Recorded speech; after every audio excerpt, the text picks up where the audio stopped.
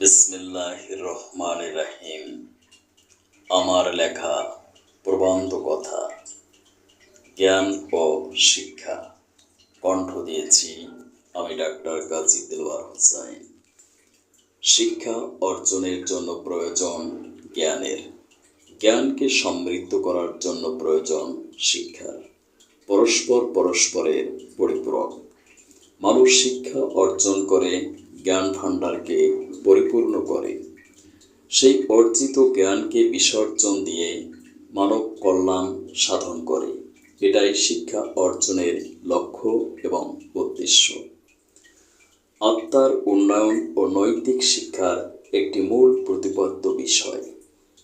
বিশ্বের যত কল্যাণ, যত উন্নতি, যত অগ্রগতি, যত প্রগতি, সবই শিক্ষার দান, জ্ঞানের অবদান।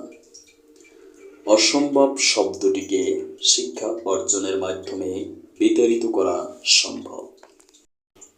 যে জাতি যত সুশিক্ষিত, সে জাতি তত উন্নত।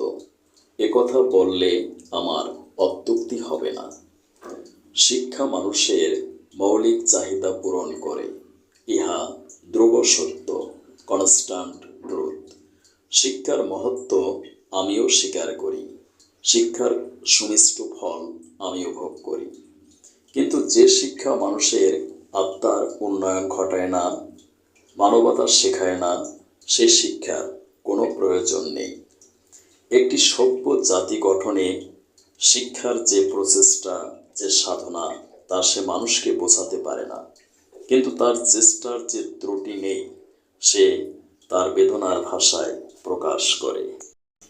তুমি চিকিৎসা বিজ্ঞানের ছাত্র, তুমি anatomy, physiology, pathology, gynaecology, medicine, biochemistry পড়েছ, কিন্তু গোত্র অর্থাৎ পরিপূর্ণভাবে আয়ত্ত করো নাই।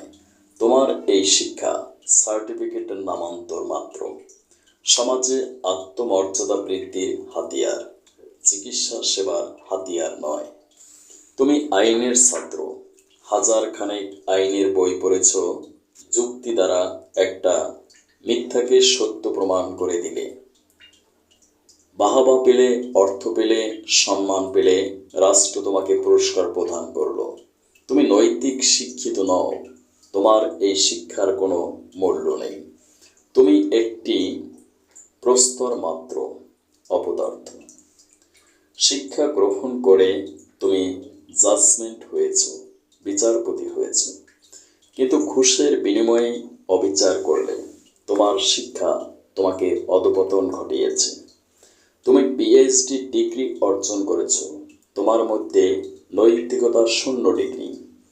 তোমার কুশিক্ষা ধারা একটা জাতি, একটি সমাজ, একটি রাষ্ট্র অন্ধকারে নিমজ্জিত হয়ে যাবে।